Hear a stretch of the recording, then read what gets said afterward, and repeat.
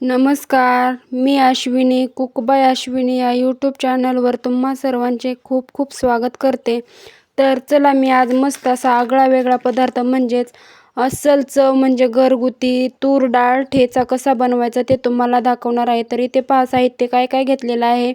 तर मी इथे 1 वाटी तूर डाळ शिजवून घेतलेली आहे. कांदा, टोमॅटो आणि ही पण टाकलेलं आहे, थोडासा कोथिंबीर आणि बाकीचे आपले लाल तिखट, जिरे असे दुसरे देखील मसाले टाकून घेतलेले आहेत. आणि जर तुम्हाला काही जेवताना काही वेगळं झणझणीत खावंसा वाटलं तर असा हा एक पदार्थ बनवून पहा.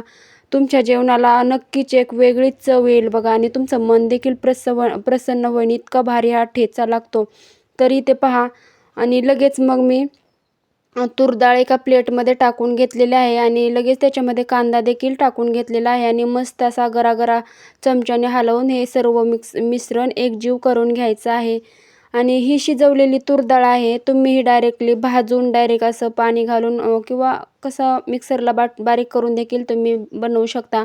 पण मी ही तूर डाळ ना शिजवून घेतलेली आहे. शिजवल्यामुळं या ठेचा जो आहे ना एकच नंबर लागतो बघा.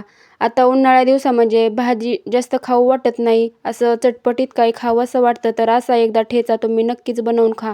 तुमच्या तोंडालाच पाणी येईल आणि तुम्ही म्हणजे सारखं सारखं करून खाल, इतका जबरदस्त असा हा ठेचा लागतो.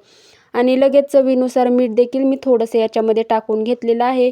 आणि याच्यामध्ये मी साहित्य काय काय घेतलेलं आहे ते तुम्हाला दाखवलंच आहे आणि डिस्क्रिप्शनमध्ये देखील मी तुम्हाला सर्व लिस्ट दाखवणार आहे. तर पहा कसा झालेला आहे आपला ठेचा. आणि आता लगेच मी फोडणीची देखील तयारी करणार आहे. आणि फोडणीसाठी पॅन ठेवलेला आहे गरम करायला आणि त्याच्यामध्ये टाकलेलं आहे भरपूर असं तेल टाकलेलं आहे. त्याच्यामध्ये जिरी, मोहरी आणि थोडीशी कढीपत्ता देखील टाकून घेतलेला आहे बघा. माझ्याकडे होता तेवढंच मी टाकलेलं आहे. आणि ही जी आहे ना म्हणजे ठेचा तुम्ही जेवणासोबत याची चव आहे ना खारट, आंबट हे सर्व एकत्र येऊन याचा ठेचा इतका चविष्ट बनतो की काय. तुम्ही भाकरीसोबत, गरम गरम भातासोबत खाण्याची वेगळीच एक टेस्ट येते बघा. आणि हा जो ठेचा आहे ना फार कमी साहित्यात झटपट तयार होतो बघा. ही रेसिपी ना गावाकडे प्रत्येकाच्याच घरात केलेली असते बघा. आणि एकदम गावाकडची तूर डाळ असते ना आपली शेतातली, एकदम ती आहे शेतातलीच तूर डाळ होती बघा. त्याच्यामुळे एवढा जबरदस्त असा ठेचा झालेला होता ना की पाहता क्षणी असं माझं मनच भरून गेलं. कधी खायला असं वाटत होतं मी बनवतानाच. असं मला वाटतं तुम्ही देखील एकदा नक्कीच करून पहा.